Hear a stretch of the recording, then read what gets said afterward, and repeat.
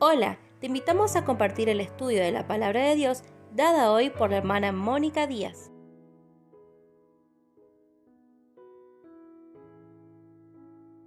Lecciones en la Epístola de Judas, mensaje del tiempo del fin. Perfil profético del tiempo del fin, estudio en la Epístola de Judas. En la misión pasada hemos estado considerando el verso 4, donde hemos visto la manera de ciertos hombres que habían entrado encubiertamente convirtiendo la gracia de nuestro Dios en libertinaje. Ahora seguiremos considerando la continuidad del pasaje, así como con la continuidad de nuestro estudio de la Epístola de Judas, y seguimos desglosando este versículo. Judas 1:4 y leemos. Porque algunos hombres han entrado encubiertamente, los que desde antes habían sido destinados para esta condenación, hombres impíos que convierten en libertinaje la gracia de nuestro Dios y niegan a Dios, el único soberano, y a nuestro Señor Jesucristo. Cualesquiera sean sus títulos, aspectos o profesiones, no son semejantes a Dios. Entonces, primero, cuando vienen extraños a nuestro medio, es necesario probar los espíritus, por preguntarse a sí mismo, ¿son estos semejantes a Dios? Seguimos desglosando el versículo 4, y en la versión King James nos dice, tomando la gracia de Dios en lascivia, y la versión revisada, que convierten en libertinaje la gracia de nuestro Señor, o nuestro Dios. Este es enseñar a hacer como a su religión le place. Eso no importa, dicen, expresando que Dios es amor, somos salvos por gracia, no estamos bajo la ley, y así toman ventaja de la gracia de Dios. Sí, la salvación es por gracia, pero salvación por gracia no significa que el viejo hombre sea salvo y por lo tanto puede continuar pecando. Ni salvación por gracia significa que porque el creyente esté bajo la gracia, su vida pecadora sin amarrar deba ser excusada o pasada ligeramente sin ser considerada. Salvación por gracia significa salvación del pecado, salvación del poder y fruto de la vida del viejo Adán. Como creyentes, no debemos tomar ventaja de la gracia de Dios para dar rienda suelta a nuestra voluntad propia de hacer como nos place, sino tomemos de la abundante gracia y hagamos lo que al nuevo hombre es de beneficio, siendo guiados por el Espíritu, y eso es victoria.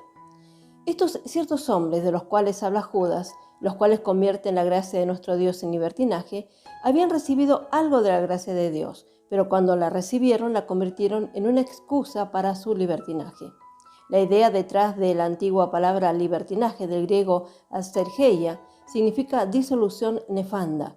Es un pecado que se practica sin vergüenza, sin sentido de la conciencia o de la decencia. En lo espiritual es la enseñanza contra la palabra, cuando la verdad es negada y la mentira es enseñada sin ningún tipo de vergüenza. Estos ciertos hombres tenían tantos problemas morales como problemas doctrinales, de ahí la importancia de la ardiente contienda por la fe. Y en la segunda parte del versículo 4 leemos de hombres impíos que convierten en libertinaje la gracia de nuestro Dios y niegan al Dios el único soberano y a nuestro Señor Jesucristo. Desglosamos este versículo 4. En la versión King James nos dice, negando al solo déspota, Dios, y a nuestro Señor Jesús ungido.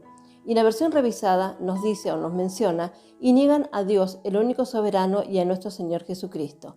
Observe la esencia de la oposición de estos hombres impíos. Ellos negaron al único Dios y Señor, y a nuestro Señor Jesucristo.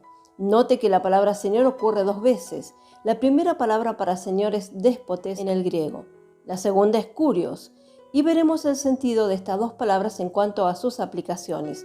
De déspotes derivan nuestras palabras déspota, despótico y despotismo. Un déspota es uno que tiene un gobierno absoluto. El significado de déspota en la Grecia antigua, él era el señor de una casa o de los esclavos. En Oriente fue el soberano absoluto. En el Imperio Bizantino fue la persona de la más alta nobleza, el soberano que gobierna sin sujeción a sus leyes. Hemos supuesto que esta palabra ha sido usada solamente en un mal sentido, como referido a gobernantes crueles y egoístas. Sin embargo, originalmente esta palabra fue usada en buen sentido. Dios es el único legítimo déspota si tomamos el origen de la palabra mismo. Solo Él tiene derecho a la absoluta autoridad de gobernar los cielos y la tierra. Por lo tanto, recalcamos que la misma esencia de la oposición de estos malvados hombres es un rechazo del derecho de Dios al gobierno absoluto y universal. A causa de que los hombres le han negado este derecho y se han encargado ellos mismos de asumir absoluto dominio sobre sus seguidores, han llegado a ser despóticos en un sentido egoísta, lo que culmina o termina con el despotismo de Satanás. El dominio absoluto de Dios es un despotismo de amor y sabiduría. La segunda palabra enunciada, Señor, es kurios y significa Señor en un sentido subordinado. Es decir, mientras tiene autoridad sobre otros, sin embargo, está sujeto a uno que tiene más alta autoridad aún sobre él. Dios está sobre todo, el déspota. Jesucristo está sobre todo como sujeto al Padre.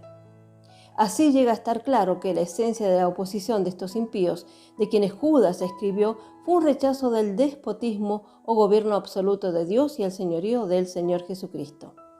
A continuación, tenemos 3 ejemplos del destino de la incredulidad. Primero, este es el primer ejemplo de la epístola de Judas, de la consecuencia de la incredulidad, y leemos en Judas capítulo 1, verso 5. Mas quiero recordaros, ya que una vez lo habéis sabido, que el Señor, habiendo salvado al pueblo sacándolo de Egipto, después destruyó a los que no creyeron. Leemos en la versión King James que nos dice destruyó a los que no creyeron, y en la versión revisada después destruyó a los que no creyeron. La incredulidad es la raíz de toda oposición contra Dios. Toda desobediencia, toda rebelión es susceptible a ser hallada en la incredulidad hacia Dios. Escribe a creyentes y no a impíos. Los que cayeron en el desierto representan a creyentes incrédulos que no aplican la palabra de Dios en su vida. Pasaron el Mar Rojo, pero no entraron en la tierra prometida. Israel, a quien Dios sacó de Egipto, no creyó a Dios. De ahí ellos fueron echados al desierto. Fue a través de la incredulidad que Adán y Eva naufragaron en el principio.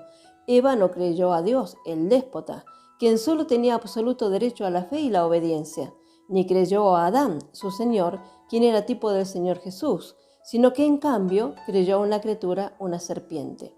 Así, la raza fue arruinada porque Eva creyó a una criatura antes que al Creador, tratando a Satanás como el déspota en lugar de a Dios, y esto es para que nosotros tengamos en cuenta. Oh amigos, creamos a Dios. Si a usted le parece no estar aprendiendo la palabra, crea que esta es la palabra de Dios. Si aún no le parece a veces tener victoria, créale de todos modos. No importa cómo se sienta, crea a Dios. El que cree no será confundido. Y leemos en Romanos capítulo 11, verso 10. Pues la Escritura dice, todo aquel que en él creyere no será avergonzado. El supremo delito cargado contra Israel es que ellos no creyeron. La suprema línea oscura que se extiende bajo las edades, la cual solo separa a los hombres de Dios, es que no creyeron. Estudie la vista de Dios acerca de la incredulidad en el capítulo 14 de Números. Este es un largo capítulo describiendo sus terribles resultados. Estudie los comentarios también del Espíritu sobre la incredulidad en Hebreos capítulo 3 y 4. Saque provecho de las unánimes y tremendas fallas registradas en el libro a causa de la incredulidad hacia Dios y aprenda por real experiencia que la fe es la victoria. Toda vida victoriosa, toda vida exitosa, proclamando la fe, viviendo por fe, peleando la buena batalla por fe, morirá en fe y será trasladado en fe. La segunda consideración que vamos a ver, el segundo ejemplo de la epístola de Judas, de la consecuencia de la incredulidad, lo leemos en Judas capítulo 1, verso 6. Y a los ángeles, que no guardaron su dignidad, sino que abandonaron su propia morada, los ha guardado bajo oscuridad, en prisiones eternas, para el juicio del gran día. Leemos la versión King James.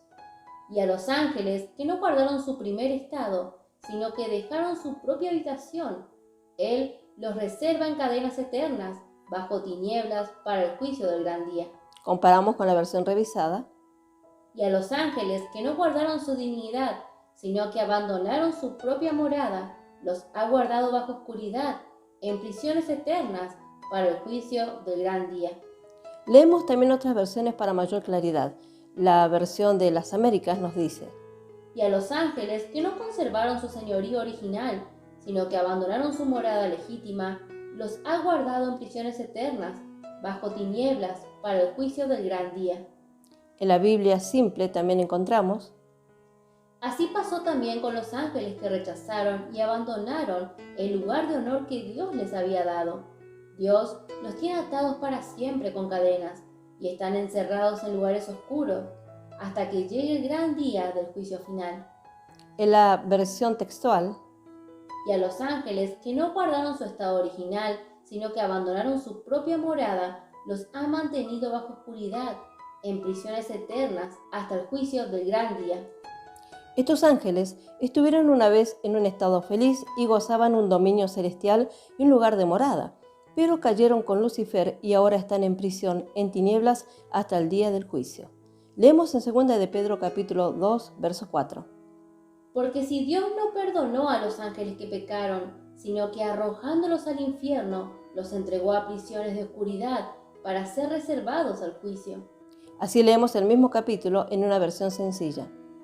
Dios no dejó sin castigo a los ángeles que pecaron. Al contrario, los envió al infierno y los puso en cavernas oscuras, donde estarán hasta el día del juicio. Nos habla de los que cayeron con Satanás, cuando hubo rebelión con los ángeles, y estos están encerrados en cárceles al hacer manifiesto su pecado. Satanás es el príncipe del aire, pero usa a los ángeles caídos como el poder más alto de la creación, ángeles sueltos, demonios y también hombres y animales para hacer su obra. Somos informados de estos ángeles fueron echados al infierno. La palabra griega traducida a infierno en esta escritura es Tartarus. Este es el único lugar donde esta palabra es usada en el Nuevo Testamento. Tartarus es un abismo profundo, como la profundidad bajo Hades, como la tierra bajo el cielo, la prisión de los titanes, etc. Es un lugar de tormento o castigo, como opuestos a los campos elíseos, el cielo de la mitología griega. ¿Qué fue los campos elíseos según la mitología griega? En la mitología griega, campos elíseos puede referirse a una de las 4 partes del inframundo griego y romano, donde llegaban las almas de los virtuosos héroes o iniciados. Según la historia de la mitología greco-romana, los dioses habitaban en el cielo, los mares o el inframundo, pero los muertos solo podían acudir al inframundo, al Erebo, a los campos elíseos dependiendo de sus virtudes. Así Pedro usa el término Tartarus como correspondiendo con el más bajo infierno del Antiguo Testamento, porque aquí leemos del infierno y el infierno más bajo o Seol o el Seol más bajo. Por ejemplo, leemos en Deuteronomio capítulo 32, verso 22. Un fuego es encendido en mi ira y arderá hasta el más bajo infierno, Seol, y consumirá la tierra con su aumento y pondrá fuego a los fundamentos y a los montes. Si el más profundo infierno, Tartarus, está en las inmediaciones del fundamento de los montes, tenemos un indicio en cuanto a cuán bajo es esto y en cuanto a la presente habitación del malvado era considerada la prisión de los titanes griegos que se rebelaban contra Dios. Los ángeles que pecaron fueron enviados a ese abismo oscuro. Leemos nuevamente 2 de Pedro capítulo 2, verso 4. Porque si Dios no perdonó a los ángeles que pecaron, sino que arrojándolos al infierno, Tártaro, los entregó a prisiones de oscuridad para ser reservados al juicio. En la versión revisada se usa la palabra infierno, es traducido también mazmorras o calabozos subterráneos, pero en el griego es tártaro o tartarus. Esto es indudablemente el hoyo sin fondo o el pozo del abismo, en el cual Satanás será echado por 1000 años, como puede leerse en Apocalipsis capítulo 20. Leemos el capítulo 20 de Apocalipsis, verso 1 de la versión revisada. Y vi un ángel bajar del cielo, con las llaves del pozo del abismo y una gran cadena en su mano. Vemos a Satanás encarcelado o apresado por 1000 años. Puede leer todo lo que es Apocalipsis, especialmente capítulo 20, verso 1 al 3. Esto abarca 1000 años. Y vemos por Apocalipsis 1:18 que el Señor Jesús es el quien tiene las llaves del infierno y de la muerte. Leemos este pasaje. Y el que vivo, y estuve muerto, mas he aquí que vivo por los siglos de los siglos. Amén. Y tengo las llaves de la muerte y del Hades. Por ello sabemos que Él es el ángel aquí mencionado. Vemos en Apocalipsis 3:7 que la llave simboliza la autoridad y leemos este pasaje. Escriba al ángel de la iglesia en Filadelfia. Esto dice el santo, el verdadero, el que tiene la llave de David, el que abre y ninguno cierra, y cierra y ninguno abre. Una gran cadena habla de la poderosa fuerza o poder vinculante para atar. Vemos que de acuerdo con Apocalipsis capítulo 20, verso 2 y con Apocalipsis capítulo 12, verso 9, muestra que el dragón es el diablo. Leemos los pasajes, primeramente Apocalipsis capítulo 20, verso 2. Y prendió al dragón, la serpiente antigua, que es el diablo y Satanás, y lo ató por 1000 años. Ahora Apocalipsis capítulo 12, verso 9. Y fue lanzado fuera el gran dragón, la serpiente antigua, que se llama Diablo y Satanás, el cual engaña al mundo entero. Fue arrojado a la tierra, y sus ángeles fueron arrojados con él. Cuando nuestro Señor descienda a la batalla de Armagedón y derroque a la bestia y al falso profeta, Él neutralizará a Satanás y lo arrojará en el hoyo, el pozo del abismo y el infierno, y lo encerrará en él durante 1000 años. Estos primeros 3 versos que estamos leyendo aquí en este capítulo pertenecen adecuadamente a lo dispuesto en el capítulo 19 de Apocalipsis. Oh, cuán diferente el mundo será entonces. El espíritu engañoso y destructivo que ahora opera en los hijos de desobediencia, incitando a la lucha y en la conducción de los hombres a desenfrenado placer y locura, por más dinero, engañándose a los pueblos religiosamente, aquel espíritu no estará aquí. Gracias a Dios, Satanás no será capaz de agitar, excitar el corazón de los hombres con voracidad codiciosa y el egoísmo, y traficar llevándolos a matarse entre sí a sangrientos combates. Las naciones no adiestrarán más para la guerra. Y leemos Isaías capítulo 2, verso 4. Y jugará entre las naciones, y reprenderá a muchos pueblos, y volverán sus espadas en rejadarado, y sus lanzas en hoces. No alzará espada nación contra nación, ni se adiestrarán más para la guerra. Miqueas 4:3. Y él juzgará entre muchos pueblos, y corregirá a las naciones poderosas hasta muy lejos, y martillarán sus espadas para asadones, y sus lanzas para hoces. No alzará espada nación contra nación, ni se ensayarán más para la guerra. Los ángeles caídos no están todos en el Tartarus, porque algunos de ellos están todavía en el cielo, con el diablo, donde él es el príncipe de la potestad del aire y Dios de este mundo. Leemos en Efesios capítulo 2, verso 2. En los cuales anduviste en otro tiempo, siguiendo la corriente de este mundo, conforme al príncipe de la potestad del aire, el espíritu que ahora opera en los hijos de desobediencia. En 2 Corintios capítulo 4, verso 4. En los cuales el Dios de este siglo cegó el entendimiento de los incrédulos, para que no les resplandezca la luz del evangelio de la gloria de Cristo, el cual es la imagen de Dios. En un tiempo futuro, ya no muy lejano, se verá Satanás echado abajo, fuera, y vemos esta realidad en Apocalipsis capítulo 12. Leemos especialmente el capítulo 12, verso 7 de Apocalipsis. Y hubo una grande guerra en el cielo. Miguel y sus ángeles luchaban contra el dragón, y luchaba el dragón y sus ángeles. Este acontecimiento es todavía futuro, después de que toda la iglesia esté en el cielo con cuerpos glorificados, dispuestos a poseer su herencia celestial. Leemos en Efesios capítulo 6, verso 12. Los principados, potestades, autoridades, los señores del mundo, gobernantes de esta edad, oscuridad y los espirituales de maldad en los lugares, regiones celestes. En la versión revisada. Porque no tenemos lucha contra sangre y carne, sino contra principados, contra potestades, contra los gobernadores de las tinieblas de este siglo, contra huestes espirituales de maldad en las regiones celestes. Los mismos deben ser rechazados, repelidos a la tierra para hacer espacio para la iglesia, cuyo derecho a reinar fue comprado con sangre, donde ahora está Satanás. Luchamos por este lugar ahora la buena batalla de la fe, como nos dice en 2 de Timoteo capítulo 4, verso 7. He peleado la buena batalla, he acabado la carrera, he guardado la fe. Efesios 2:6. Porque por la fe ya estamos sentados con Cristo en los lugares celestiales. Y ahora leemos completo este verso. Y juntamente con Él nos resucitó, y asimismo nos hizo sentar en los lugares celestiales con Cristo Jesús. Pero Miguel realmente arrojará al diablo y sus ángeles del cielo. Aleluya. Eso será el cumplimiento de las palabras de Jesús vista en Lucas capítulo 10, verso 18, que nos dice que vi a Satanás caer como rayo del cielo. Y leemos este texto.